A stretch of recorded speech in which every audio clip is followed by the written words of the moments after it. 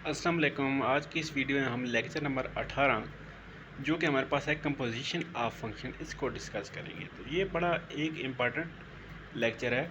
Lecture number 17 में भी हमने कंपोजिशन ऑफ फंक्शन को कुछ थोड़ा बहुत डिस्कस किया है, लेकिन लेक्चर नंबर 18 में इसको हम तफसीली डिस्कस करेंगे और इसके कुछ थ्योरम जो हैं वो उनको भी प्रूव करेंगे। तो ये बड़ा इम्पॉर्टेंट है आपके मैथ के कंसेप्ट के हिसाब से। तो चलें स्टार्ट करते हैं। तो सबसे पहले जी हमारे पास एक थ्योरम है। थ्योरम में क्या कहता है जी, if F and G are two one function, F और जी हमारे पास दो फंक्शन हैं जो कि 1 to 1 फंक्शन है। तो फिर ये क्या कह रहा है, देयर कंपोजिशन ऑफ फंक्शन, उनकी जो composition of function G of F बनती है वो हमारे पास 1 to 1 होगी। यानी कि स्टेटमेंट ये है, अगर एफ और जी हमारे पास दो फंक्शन है और दोनों फंक्शन हमारे पास 1 to 1 फंक्शन है, तो हमारे पास उनकी जो composition of function G of F है वो 1 to 1 बनेगी। इसके प्रूफ की तरफ चलते हैं जी। तो इसके प्रूफ में सबसे पहले हमने क्या किया, हमने एक फंक्शन एफ लिया जो कि हमारे पास है एक्स से वाई की तरफ, और एक फंक्शन हमने जी ले लिया जो हमारे पास वाई से जी की तरफ है, और हमने ये अज्यूम कर लिया कि ये दोनों 1 to 1 फंक्शन, जैसे कि हमारे स्टेटमेंट में था कि एफ और जी दोनों 1 to 1 फंक्शन है। तो ये हमने ले लिए कि ये हमारे पास दोनों 1 to 1 फंक्शन है। ठीक है। तो अब हमने प्रूव ये करना है कि एफ ऑफ जी जो हमारे पास कंपोजिशन ऑफ फंक्शन बनेगी या जी ऑफ एफ बनेगी वो हमारे पास 1 to 1 फंक्शन होगी। तो 1 to 1 फंक्शन के लिए हम क्या करते हैं, हम दो फंक्शन को इक्वल एज्यूम कर लेते हैं और फिर उन पे मैथमेटिकल ऑपरेशन करके x1 को प्रूव करते हैं कि ये x2 के इक्वल है। तो यहाँ पे हमने x1 और x2 दो एलिमेंट ले लिए x के, और हमने एज्यूम कर लिया जी ऑफ एफ जो हमारे पास कंपोजिशन ऑफ फंक्शन बन रही है वो इक्वल है जी ऑफ एफ x2 के। ठीक है, जी ऑफ एफ x1 के लिए और जी ऑफ एफ x2 के लिए मैंने इक्वल लिख लिया, यानी कि हमने जी ऑफ एफ x1 इक्वल कर लिया जी ऑफ एफ x2। तो इसको हमने एज्यूम कर लिया और हम प्रूव करेंगे x1 इक्वल टू x2 के। अगर x1 हमारा x2 के इक्वल आ जाता है तो हम कहेंगे हमारा ये जो फंक्शन कंपोजिशन बनी है ये 1 to 1 है। तो 1 to 1 में जस्ट हमने यही चीज़ शो करनी होती है। तो इनको हमने इक्वल लिख लिया। ठीक है, तो इनको इक्वल लिखा और 1 to 1 एज्यूम करने के लिए f1 हमारे पास आ गया f2 के इक्वल। दोनों शायद यहाँ जी हम कैंसिल कर सकते हैं, तो हम लिख सकते हैं x1 इक्वल आ गया f x2 के। ठीक है, तो अब यहाँ से दोनों तरफ से हम अगर फंक्शन f को भी कैंसिल कर लें तो हमारे पास बच जाता है x1 इक्वल टू x2 के। तो सिंपल जस्ट यही चीज़ थी। हमने एज्यूम किया था कि हमारे ये जो दो फंक्शन है ये इक्वल हैं और हमारे पास आ गया x1 इक्वल है x2 के। तो हम कह सकते हैं अगर हमारे पास f और g जो है 1 to 1 फंक्शन है तो हमारे पास जो इनकी कंपोजिशन g ऑफ f जो है वो भी हमारे पास 1 to 1 बनेगी। नेक्स्ट थ्योरम देखते हैं जी। नेक्स्ट थ्योरम हमारे पास क्या है जी, हमारे पास एक फंक्शन f है। f हमारे पास एक फंक्शन है x से y की तरफ, और एक फंक्शन हमारे पास g है y से g की तरफ, और ये दोनों क्या हैं, ये दोनों ऑन टू फंक्शन है। तो अब हमने बताना है ये हमारे पास इनकी जो कंपोजिशन g ऑफ f बनती है जो कि सेट x से सेट g की तरफ जाती है वो ऑन टू बनती है या नहीं बनती।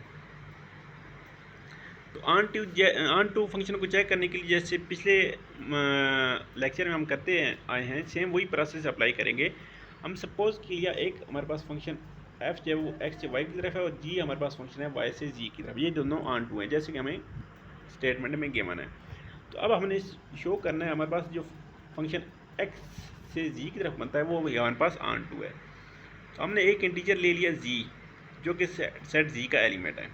ठीक है, अब हमारे पास फंक्शन g जो है y से g की तरफ ऑन टू है, तो मतलब सेट g में मैपिंग हो रही है, सेट g के हर एलिमेंट पे मैपिंग हो रही है। ऑन टू का मतलब यही होता है ना कि हमारे पास जो सेकंड फंक्शन है उसका हर एक एलिमेंट के ऊपर मैपिंग हो रही है। तो हमने एक एलिमेंट g लिया g का, तो g तो ऑन टू हमारे पास फंक्शन है, तो सेट g के हर एलिमेंट के ऊपर मैपिंग हो रही है, मतलब हमारे पास ये सेट हमने g लिया, ये एलिमेंट इसके ऊपर मैपिंग हो रही है। तो इसके ऊपर अगर y से मैपिंग हो रही है तो y में एक एलिमेंट लाजमी होना चाहिए। तो अगर सेट जी सेट के अंदर हम जो एलिमेंट जी लिया उसके ऊपर मैपिंग हो रही है, तो उस लाजिम बात है वाई से ये मैपिंग हो रही है, तो वाई में भी एक एलिमेंट वाई मौजूद होगा। ठीक है, तो इसका मतलब हमारे पास क्या बन गया, जी ऑफ वाई जो है वो इक्वल होगा जी के। जी हमारे पास फंक्शन है और वाई हमारे पास एक एलिमेंट है जो मैप हो रहा है जी के ऊपर। ठीक है, यहाँ तक हमने एज्यूम कर लिया। आगे आगे हमारे पास फंक्शन एफ है जो एक्स से वाई की तरफ मैप हो रहा है। ठीक है, एक्स से वाई की तरफ मैप हो रहा है और ये हमारे पास ऑन टू है। तो अब वाई ऑन टू है तो वाई के हर एलिमेंट के ऊपर मैप हो रहा है। तो वाई के हमने एक एलिमेंट ले लिया वाई जो कि सेट वाई का एलिमेंट है, तो इससे मैप हो रहा है। तो इसमें अगर कुछ चीज़ मैप हो रही है तो लाजिम बात है वो एक्स से मैप हो रही है, तो एक्स में एक हमारे पास एक एलिमेंट आएगा एक्स। ठीक है, एलिमेंट को हम स्मॉल एक्स नंबर से शो करते हैं और हम उस सेट को कैपिटल नंबर वर्ड से शो करते हैं। तो हमारे पास एक एक्स में एक एलिमेंट आ गया एक्स के, तो हम इसको लिख सकते हैं एफ ऑफ एक्स इक्वल आ गया वाई के। तो मतलब हमने जी जो एलिमेंट लिया था उसमें मैपिंग हो रही है सेट एक्स से, एक्स स्मॉल एक्स से मैपिंग हो रही है स्मॉल जी पर। ठीक है, तो इसका इसलिए हमारे पास जो कंपोजिशन ऑफ फंक्शन बनी है जी ऑफ एफ एक्स वो भी हमारे पास ऑन टू आ गई है। जस्ट समझने की चीज़ है, बाकी कोई मुश्किल प्रूव नहीं है। आगे हमारे पास थ्योरम है जी, हमारे पास एक फंक्शन है एफ जो डब्ल्यू से एक्स की तरफ मैप हो रहा है, एक फंक्शन हमारे पास जी है जो एक्स से वाई की तरफ है, और एक फंक्शन एच है जो वाई से जी की तरफ है। तो हमारे पास जो कंपोजिशन ऑफ फंक्शन बनेगी H of G of F, ये लास्ट वाला ओ ऑफ जो लिखा हुआ है ये वाला, इसको आपने सिंपल ऑफ इंग्लिश वाला नहीं पढ़ना, ये हमारे पास कंपोजिशन ऑफ फंक्शन जैसे एच और जी के दरमियान है ना, तो इस तरह यहाँ पे ये बन रही है।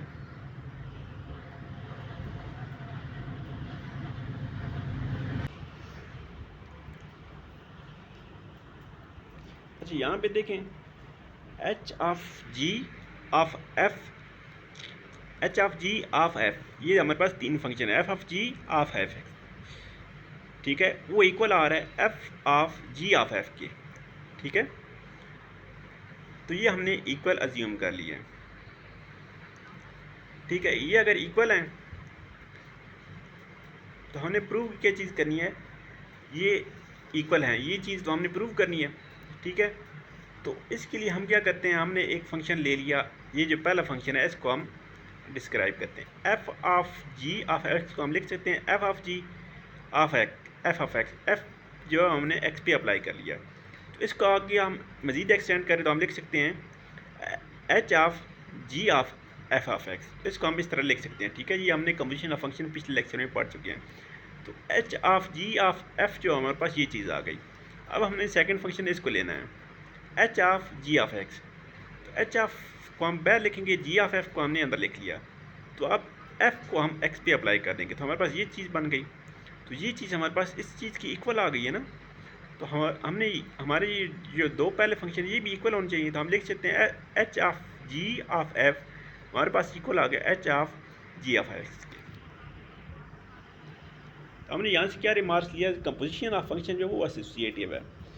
आपने याद रखना है जो कंपोजिशन ऑफ फंक्शन है वो एसोसिएटिव है, मतलब तीन फंक्शन हमारे पास हों तो वो एक दूसरे हम ब्रैकेट आगे पीछे कर सकते हैं, लेकिन कंपोजिशन ऑफ फंक्शन जो है वो कम्यूटेटिव नहीं है। आगे हमारे पास क्वेश्चन है जी,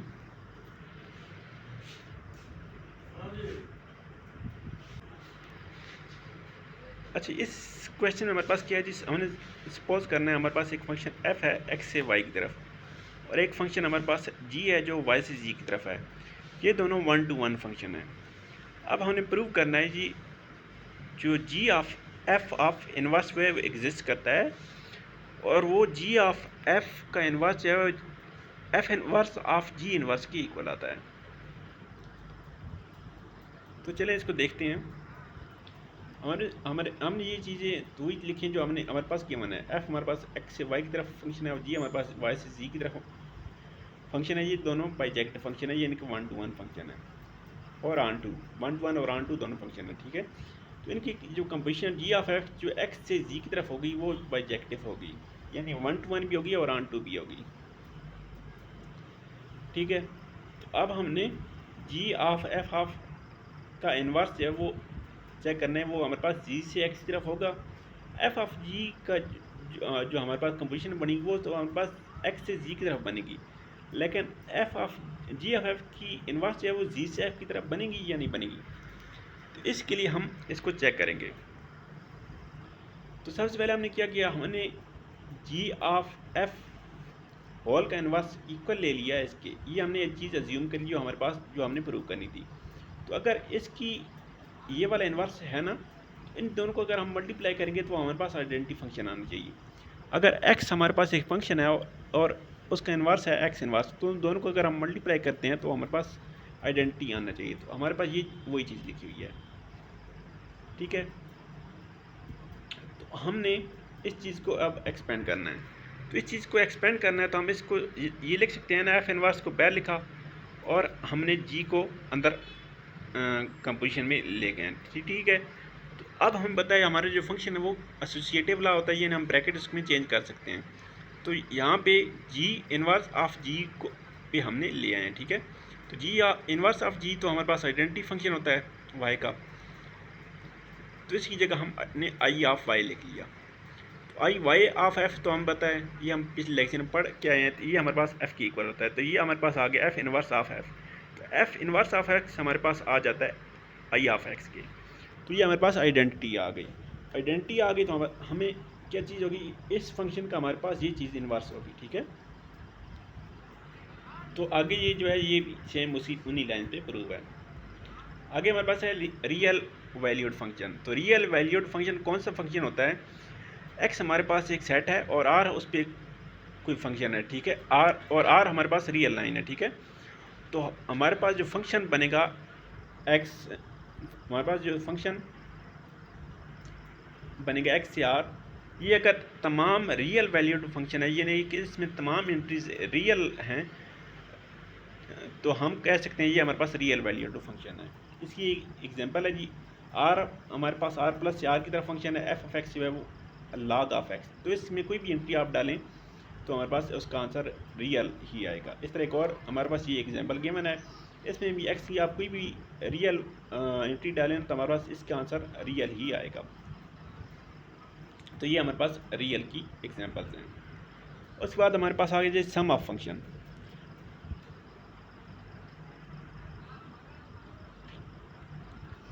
सम ऑफ फंक्शन से क्या मुराद है, ये एक हमारे पास फंक्शन f है जो x से r की तरफ है और एक हमारे पास फंक्शन है g जो x से r की तरफ है।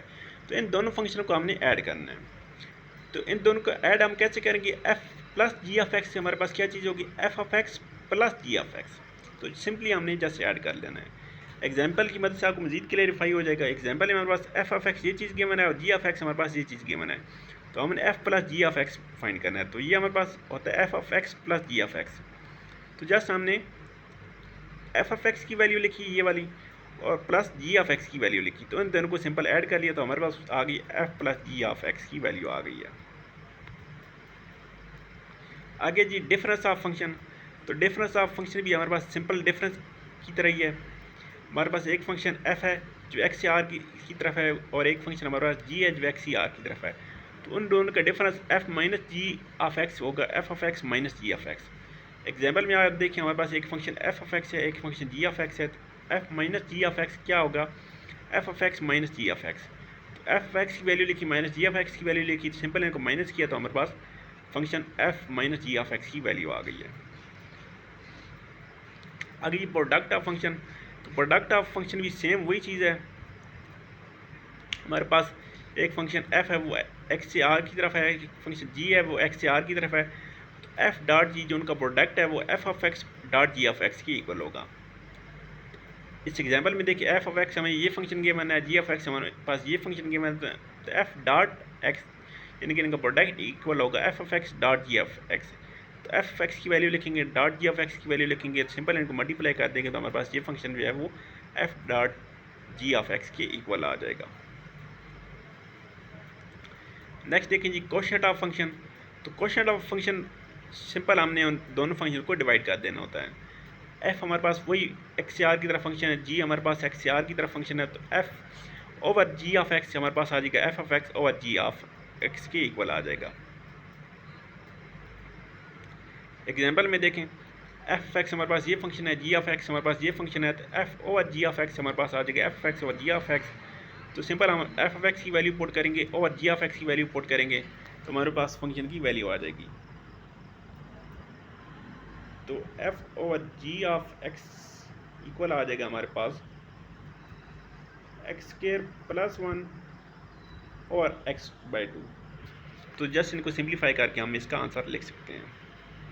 उसके बाद स्केलर मल्टीप्लिकेशन। स्केलर मल्टीप्लिकेशन क्या जी, हमारे पास एक फंक्शन एफ है एक्स से आर की तरफ, ठीक है। तो हम उसके साथ कोई भी सी हमारे पास कोई भी स्केलर नंबर है, तो सी उसके साथ अगर मल्टीप्लाई करते हैं तो हमारे पास आ जाता है c dot f of x, ठीक है। तो पूरे फंक्शन के साथ वो मल्टीप्लाई हो जाता है। तो इसकी एग्जांपल देख लेते हैं जी। हमारे पास एक फंक्शन है एफ ऑफ एक्स, ये चीज़ फंक्शन है वही जो हम पहले कंसिडर करते हैं, और जी ऑफ एक्स हमारे पास ये दो फंक्शन के मैंने। तो अब हमने चेक करना क्या है, यहाँ ने 3f minus 2g of x find करना है। मतलब एफ वाले फंक्शन को हमने 3 से मल्टीप्लाई करना है और जी ऑफ एक्स वाले फंक्शन को हमने 2 से मल्टीप्लाई करना है, और देन इनकी कंपोजिशन चेक करनी है। तो ये हमारे पास आ जाएगा 3f of x minus 2g of x, ठीक है, ये चीज़ आ जाएगी। तो 3 को हम बाहर लिख सकते हैं, 3 डॉट एफ ऑफ एक्स ये चीज़ बन जाएगी, minus 2 dot G of x ये चीज़ बन जाएगी। तो यहाँ पे एफ ऑफ एक्स की वैल्यू पुट कर देंगे और यहाँ पे जी ऑफ एक्स की वैल्यू पुट कर देंगे। तो 3 को अंदर मल्टीप्लाई किया और 2 को इधर मल्टीप्लाई किया, तो सिंपल जस्ट सिंप्लीफिकेशन के बाद हमारे पास ये चीज़ आ गई है। उसके बाद हमारे पास क्वेश्चन है जी, हमारे पास अगर एक फंक्शन एफ है आर से आर की तरफ और जी हमारे पास आर से आर की तरफ फंक्शन है, तो दोनों 1 to 1 फंक्शन है, ठीक है। 1 to 1 मीन वो इंजेक्टिव भी हैं और बाईजेक्टिव भी हैं, ठीक है। तो अब हमने बताना है जी एफ प्लस जी जो है वो 1 to 1 फंक्शन बनेगा या नहीं बनेगा। तो ये चीज़ आपने याद रखनी है, ये जो एडिशन ऑफ फंक्शन है ये 1 to 1 फंक्शन लाजमी नहीं है कि ये बने। तो इसके लिए हमने एक एग्जांपल ले लिया है, एफ एक्स को हमने एक्स के इक्वल ले लिया और जी ऑफ एक्स हमने एक फंक्शन ले लिया माइनस ऑफ, ठीक है। तो f plus g of x हमारे पास f of x minus ji of x आ गया। तो एफ ऑफ एक्स की वैल्यू हमने पुट की, दैन जी ऑफ एक्स की वैल्यू पुट की, तो इन दोनों को जब हमने सिंप्लीफाई किया तो इक्वल 0 का आ गया, ठीक हो गया। तो अब हमने अगर यहाँ पे एफ ऑफ एक्स की वैल्यू अगर 1 पुट करें तो हमारे पास एफ ऑफ एक्स हमारे पास 1 आ जाता है और जी ऑफ एक्स हमारे पास -1 आ जाता है। तो एफ प्लस जी ऑफ 1 करें तो 1 - 1 0 आ जाता है। इस तरह अगर एफ ऑफ एक्स की वैल्यू हम एक्स की वैल्यू 2 लिखें तो एफ एक्स इक्वल 2 आ जाता है और जी ऑफ एक्स इक्वल -2 आ जाता है। तो 2 - 2 इक्वल 0 का आ जाता है, ठीक है। तो ये दोनों तो इक्वल 0 के आ गए, यानी कि एफ प्लस जी ऑफ 1 और f plus g of 2 equal 0 आ गया। लेकिन 1 और 2 इक्वल नहीं है, तो हम कह सकते हैं हमारे पास जो फंक्शन है ये 1 to 1 फंक्शन नहीं है। ये हमारे पास ये जो फंक्शन का एडिशन है ये हमारे पास बाईजेक्टिव नहीं होती। आगे एग्जांपल है जी, हमारे पास एफ हमारे पास फंक्शन है आर से आर की तरफ, जी हमारे पास फंक्शन है आर से आर की तरफ, दोनों ऑन टू फंक्शन है और एफ प्लस जी हमने ऑन टू प्रूव करना है। तो सिंपल वही चीज़ है, आपने याद रखना है जो एडिशन ऑफ फंक्शन है वो ऑन टू फंक्शन नहीं होगी। तो वही सिंपल सेम वही एग्जांपल है जो ऊपर हम करके आए हैं। आगे हमारे पास एक क्वेश्चन है जी, आर हमारे पास एक एफ हमारे पास फंक्शन है आर से आर की तरफ और सी हमारे पास कोई भी कांस्टेंट है, ठीक है, जो 0 को इक्वल नहीं है। तो अब हमने सी ऑफ एफ को चेक करना है कि वो 1 to 1 है या नहीं है। और एफ अगर अगर एफ 1 to 1 है तो सी ऑफ एफ 1 to 1 है या नहीं। तो अगर एफ ऑन टू है तो सी ऑफ एफ ऑन टू है या नहीं है। तो अगर हमारे पास फंक्शन जो है वो 1 to 1 फंक्शन है, उसको हम किसी भी कांस्टेंट से मल्टीप्लाई करेंगे तो 1 to 1 ही रहेगा, ठीक है। सिंपल जैसे हम 1 to 1 प्रूव करते हैं, सेम वही उन्हीं लाइनों पे प्रूव करना है। C of F of x equal लेना है c of F of x 2 के। तो सिंप्लीफिकेशन के बाद यहाँ से दोनों तरफ सी कैंसिल हो जाएगा और एफ ऑफ एक्स 1 इक्वल आ जाएगा एफ ऑफ एक्स 2 के, तो एक्स 1 इक्वल आ जाएगा एफ 2 के। तो ये हमारा फंक्शन होगा वो 1 to 1 फंक्शन होगा। इस तरह हम ऑन टू भी प्रूव करेंगे, ठीक है, सेम उन्हीं लाइन्स पे जैसे हम ऑन टू प्रूव करते हैं। तो किसी फंक्शन को अगर किसी कांस्टेंट नंबर से मल्टीप्लाई कर दें तो सेम वही फंक्शन रहता है, वो उसी में चेंजिंग नहीं आती। आगे क्वेश्चन है जी, हमारे पास एक फंक्शन गिवन है 0 ऑफ एक्स, तो ज़ीरो ऑफ एक्स हमारे पास ऐसा फंक्शन होता है जिसको अगर फंक्शन एक्स से मल्टीप्लाई कर दें तो हमारे पास ज़ीरो आ जाता है। तो इसके लिए आपने ये दो चीज़ याद रखनी, F plus zero of x equal होगा एफ़ के, मतलब हम ज़ीरो इस फंक्शन में ऐड कर लें तो सेम वही फंक्शन रहेगा, और ज़ीरो को किसी फंक्शन से मल्टीप्लाई करेंगे तो हमारे पास ज़ीरो आ जाएगा। ये चीज़ें आपने याद रखनी है। इनका प्रूफ बड़ा सिंपल है, जस्ट आपने इसकी सिंप्लीफिकेशन करनी है तो आपको ये समझ आ जाएगा। और इसके बाद हमारे पास ये एक इम्पॉर्टेंट चीज़ है, पेपर के हिसाब से तो ये इम्पॉर्टेंट नहीं है लेकिन आपने समझने के लिए इम्पॉर्टेंट चीज़ है।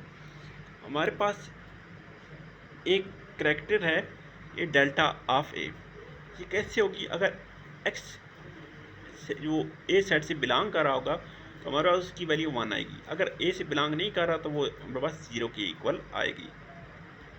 ये इसकी करैक्टर आपने याद रखनी है। तो अब हमने ये चीज़ शो करनी है, delta of A intersection B equal होता है delta of A dot delta of B. इधर सेकंड प्रॉपर्टी है delta of A union B equal होता है delta of A plus delta of B minus delta of A dot delta of B. और third property इसकी है delta A of x equal होता है 1 minus delta of A x. तो ये जो पहला ये जो हमारे पास राइट हैंड साइड स्टेटमेंट है डेल्टा ए ऑफ एक्स, इसके ऊपर हमारे पास ये बार भी मौजूद है, ठीक है। तो यहाँ मिस प्रिंट है। तो इनका मैं आपको प्रूफ समझा देता हूँ, शॉर्टकट इतना इंपॉर्टेंट नहीं है लेकिन मैं आपको ये समझा देता हूँ। तो अब हमने यहाँ पे क्या किया, हमने प्रूफ ये करना है delta A intersection B equal है delta of A dot delta of B. तो हमने यहाँ पे लेफ्ट हैंड साइड ली, तो हमने एक्स कोई भी एलिमेंट ले लिया ए इंटरसेक्शन बी का। तो अगर एक्स हमारे पास ए इंटरसेक्शन बी का एलिमेंट है तो लाजमी बात है वो ए का भी एलिमेंट होगा और बी का भी एलिमेंट होगा, ठीक है। अगर दोनों का एलिमेंट है तो लाजमी बात है अगर एलिमेंट हो तो हमारे पास इक्वल 1 आ जाता है, अगर एलिमेंट ना हो तो हमारे पास इक्वल 0 आ जाता है। अगर एलिमेंट है ना तो हमारे पास delta A intersection B of x equal आ जाएगा 1 के। तो अगर एक एलिमेंट है तो लाजमी बात है डेल्टा ए ऑफ एक्स की इक्वल 1 होगा, अगर एक एलिमेंट ना होता तो ये हमारे पास 0 आ जाता ना। तो बी का भी एलिमेंट है तो बी के लिए भी ये 1 के इक्वल आ जाएगा। तो डेल्टा ए ऑफ एक्स हमारे पास 1 की इक्वल है, तो 1 को हम लिख सकते हैं 1.1। तो इस 1 की जगह हम लिख सकते हैं ये चीज़, सेकंड वाले 1 की जगह हमने ये चीज़ लिख ली। तो ये वही चीज़ आ गई जो हमने रिक्वायर्ड थी। अब हमने नेक्स्ट क्या किया, हमने y कोई भी एलिमेंट ले लिया a इंटरसेक्शन b के कम्प्लीमेंट का। तो y अगर a इंटरसेक्शन b के कम्प्लीमेंट में मौजूद है तो y जो है वो मौजूद है a complement union b complement. तो ये ला हम ऊपर पहले लेक्चर में पढ़ के आए हैं, ये वही चीज़ हमने यूज़ किया। तो अगर y हमारे पास a complement union b complement में मौजूद है तो y हमारे पास a कम्प्लीमेंट में है या y b के कम्प्लीमेंट में मौजूद है। तो y हमारे पास a इंटरसेक्शन b कम्प्लीमेंट में मौजूद है तो इसका मतलब है y हमारे पास a इंटरसेक्शन b में मौजूद नहीं है। अगर कम्प्लीमेंट में मौजूद है तो हमारे पास a इंटरसेक्शन b में मौजूद नहीं होगा।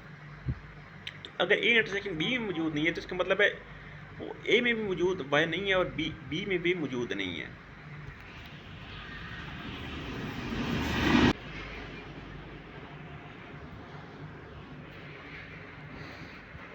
अच्छा, अगर y जो है वो a इंटरसेक्शन b में मौजूद नहीं है ना, तो y a में मौजूद नहीं है और b में भी मौजूद नहीं है। तो a कम्प्लीमेंट में मौजूद होगा और b के कम्प्लीमेंट में मौजूद। अगर a और b में मौजूद नहीं है तो a और b के कम्प्लीमेंट में तो मौजूद होना चाहिए ना। कम्प्लीमेंट की ये प्रॉपर्टी होती है कि जो एलिमेंट नहीं होता वो कम्प्लीमेंट में मौजूद होता है।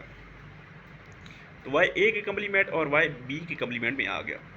तो y अगर a में मौजूद नहीं है तो इक्वल 0 आएगा। अगर y ए जो है y में मौजूद हो, y अगर a में मौजूद होता तो 1 के इक्वल आता, तो y में मौजूद नहीं है तो ये 0 के इक्वल आ गया। इस तरह a जो है वो x में भी मौजूद नहीं है, सॉरी y जो है वो a में मौजूद नहीं है ना, यहाँ पे आप देख सकते हैं ना y a इंटरसेक्शन b में मौजूद नहीं है तो y मतलब a में भी मौजूद नहीं है। तो ये भी हमारे पास 0 के इक्वल आ गया। इंटरसेक्शन में मौजूद नहीं है तो इंटरसेक्शन में भी इक्वल 0 के आ गया। 0 को हम लिख सकते हैं 0.0। तो ये 0 जो पहला वाला 0 है ये हमने इसके इक्वल लिख लिया और सेकंड वाला 0 को हमने इसके इक्वल लिख लिया। तो ये जस्ट हमने डॉट लिख दिया तो ये वही हमारे पास जो हमें रिक्वायर्ड था वो प्रूफ हो गया है। अब सेकंड जो प्रूफ है सेम इसी तरह है जैसे हमने पहले प्रूफ किया, लेकिन इसको हम यहाँ पर डिस्कस नहीं करेंगे, हमारी वीडियो बहुत लंबी हो जाएगी। सेम उन्हीं स्टेप्स पे ये हमारे पास प्रूव है। नेक्स्ट हमारे पास क्वेश्चन है जी, इसको हम देखते हैं। हमारे पास एफ जी और एच तीन फंक्शन है, ठीक है, सेट ए के ऊपर एफ जी और एच हमारे पास तीन फंक्शन है। तो ए को, तो हमारे पास फंक्शन क्या है, ए से ए के ऊपर, ए टू ए, ठीक है। तो ये ट्रू कब होना चाहिए, एफ जो है वो रिफ्लेक्सिव भी होना चाहिए, सिमेट्रिक भी होना चाहिए और ट्रांजिटिव भी होना चाहिए अगर ऑन टू है तो, ठीक है। तो सबसे पहले हम रिफ्लेक्सिव चेक करेंगे, देन सिमेट्रिक चेक करेंगे, देन हम ट्रांजिटिव चेक करेंगे। रिफ्लेक्सिव के लिए हमारे पास क्या चीज़ है, उसके हर एलिमेंट का आपस में पेयर बनना चाहिए। तो सेट ए से सेट ए के ऊपर मैपिंग हो रही है, यानी 1 1 का पेयर बनेगा, 2 2 का पेयर बनेगा, 3 3 का भी पेयर बनेगा। तो एफ जो है वो रिफ्लेक्सिव कब होगा, जब वो अपने आप पे ही मैप हो रहा हो, मतलब आइडेंटिटी उस पर मैपिंग हो रही हो, हर एलिमेंट से उसी एलिमेंट के ऊपर मैपिंग हो रही हो, तो हम कहेंगे हमारा जो फंक्शन एफ है वो रिफ्लेक्सिव होगा। इस तरह सिमेट्रिक के लिए कब चेक करेंगे, सिमेट्रिक हमारे पास फंक्शन ऐसा होता है, अगर ए बी का पेयर बना है तो बी ए का भी पेयर बनना चाहिए, ठीक है। तो या तो वो आइडेंटिटी फंक्शन हो, सेट ए के ऊपर उसी सेम एलिमेंट के ऊपर मैपिंग हो रहा हो, तो या तो मैपिंग ऐसी हो रही हो, अगर 1 3 पे मैप हो रहा है तो 3 1 पे मैप हो रहा हो, यानी 1 3 का अगर पेयर बन रहा है तो 3 1 का भी पेयर बन जाएगा और 2 2 का पेयर बन जाएगा, या 2 3 पे मैप हो रहा है तो 3 2 पे मैप होना चाहिए और 1 1 का पेयर बन जाएगा। इस तरह अगर 1 3 पे मैप हो रहा है और 2 जो है वो 1 पे मैप हो रहा है, तो सॉरी, अगर 1 3 पे मैप हो रहा है तो 2 जो है 3 जो है 1 पे मैप होना चाहिए, ठीक है। यानी 1 3 और 3 1 का पेयर बनेगा, तब हमारा फंक्शन जो है वो सिमेट्रिक होगा।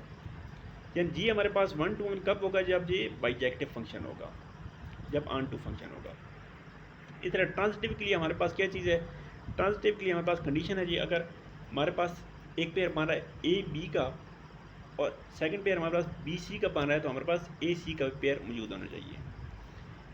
तो इसके लिए हमने क्या देखना है, हमारे पास ये जो फंक्शन है, ये अगर आइडेंटिटी फंक्शन है, सेम एलिमेंट के ऊपर मैपिंग हो रही है, तब हम कहेंगे कि ये हमारे पास जो फंक्शन है ये हम ट्रांजिटिव शो हो सकता है, वरना हमारे पास ये ट्रांजिटिव नहीं हो सकता। यहाँ भी देखें ना, 1 2 पे मैप हो रहा है और 2 या 3 पे मैप हो रहा है, 3 1 पे मैप हो रहा है, सेम एलिमेंट के ऊपर मैपिंग हो रही है, तो ये हमारा फंक्शन जो है वो आइडेंटिटी फंक्शन होगा।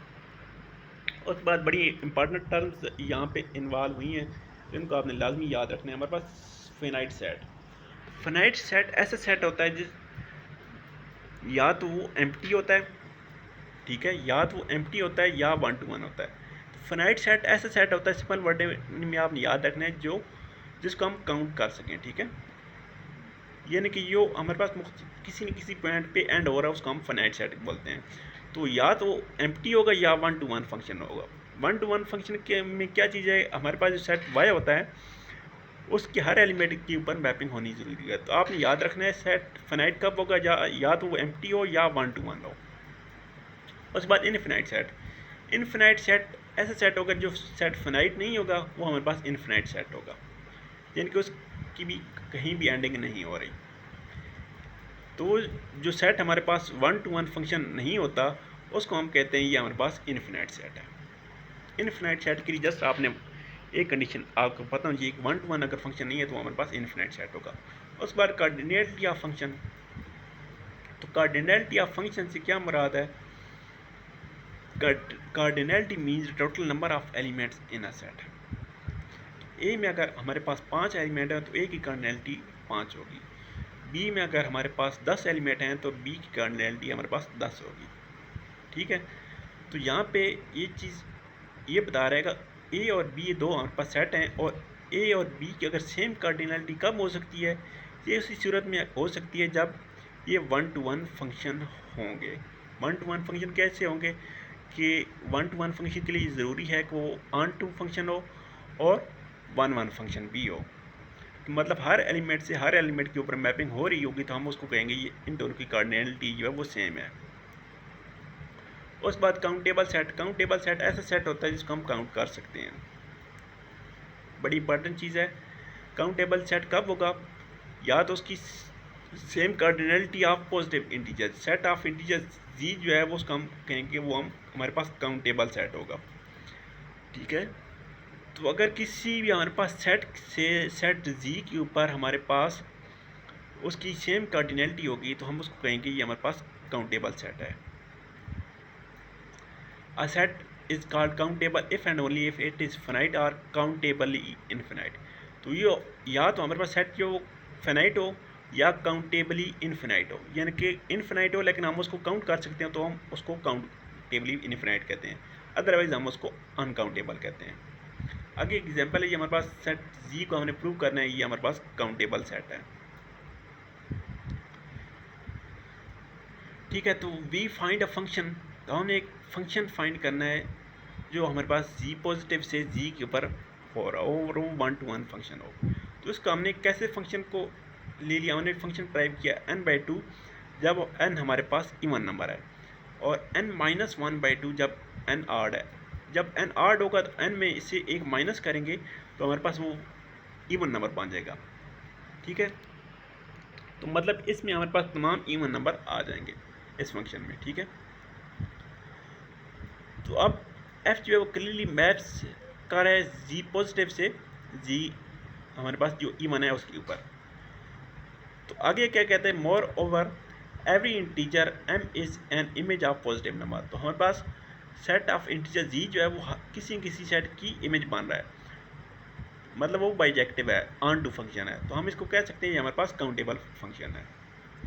इसके बाद हमने ये प्रूव करना है, हमारे पास जो 2z एक फंक्शन दिए गया है, 2z से क्या मुराद है, हमारे पास जो फंक्शन हमारे पास जी के एलिमेंट होते हैं उनको अगर 2 से मल्टीप्लाई कर दें तो हमारे पास 2z बनता है, मतलब हमारे पास तमाम इवन जो इंटीजर होते हैं उनका फंक्शन हम उसको कहते हैं 2z। तो ये हमने ये शो करना है ये हमारे पास 1 to 1 फंक्शन है।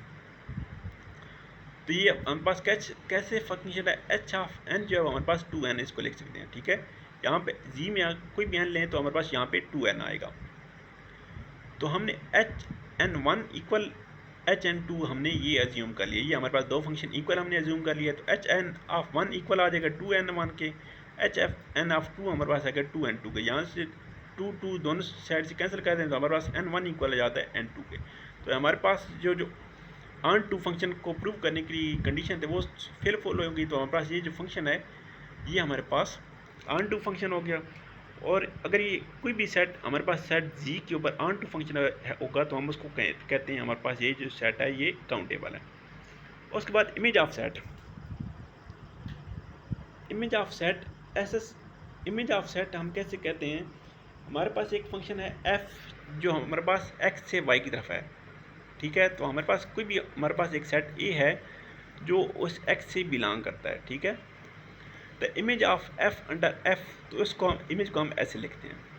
तो नेक्स्ट इस एग्जांपल की मदद से मैं आपको समझाता हूँ कि इमेज को हम लिखते कहते हैं, इमेज को हम कंसिडर कैसे करते हैं।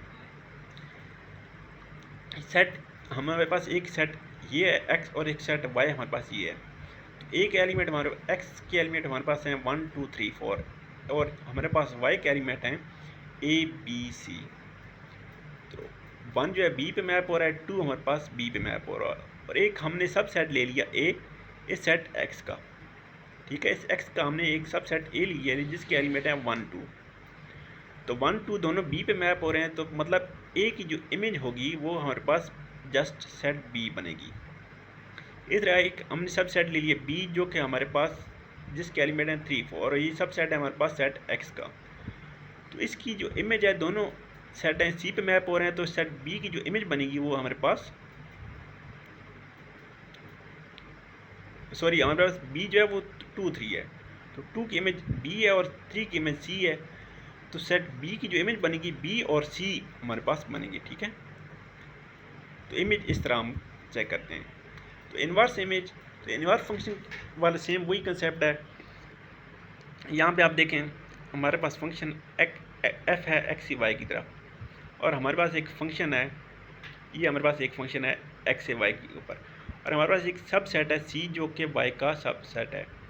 ठीक है, तो इन्वर्स इमेज c को हम कैसे डिनोट करते हैं, f इन्वर्स ऑफ c, तो इसको हम ऐसे लिखते हैं। ठीक है, तो इस एग्जांपल की मदद से मैं आपको इन्वर्स इमेज समझाता हूँ। यहाँ पे आप देखें हमारे पास फंक्शन जो है 1 a पे मैप हो रहा है। ठीक है, 2 जो है वो भी ए पे मैप हो रहा है, 3 बी पे मैप हो रहा है और 4 सी पे मैप हो रही है। हमारे पास फंक्शन है एफ, ठीक है।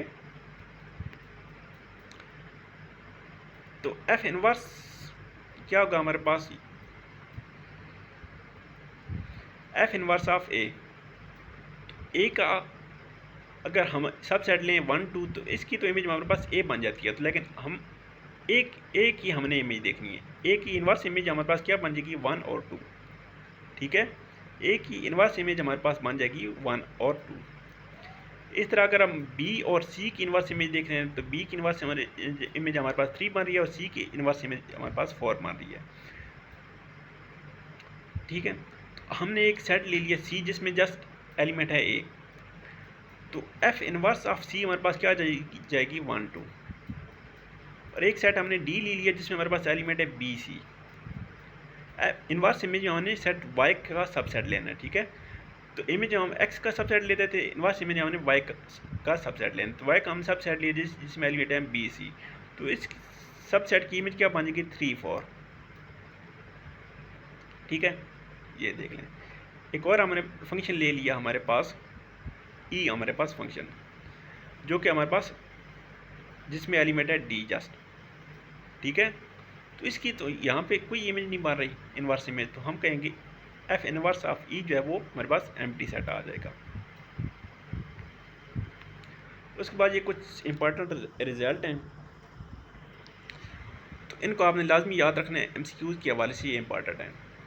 तो एफ हमारे पास एक फंक्शन है एक्स से वाई की तरफ, और ए और बी सबसेट हैं एक्स के, ठीक है। इस एक्स के ए और बी सबसेट हैं और सी और डी हमारे पास सबसेट हैं वाई के।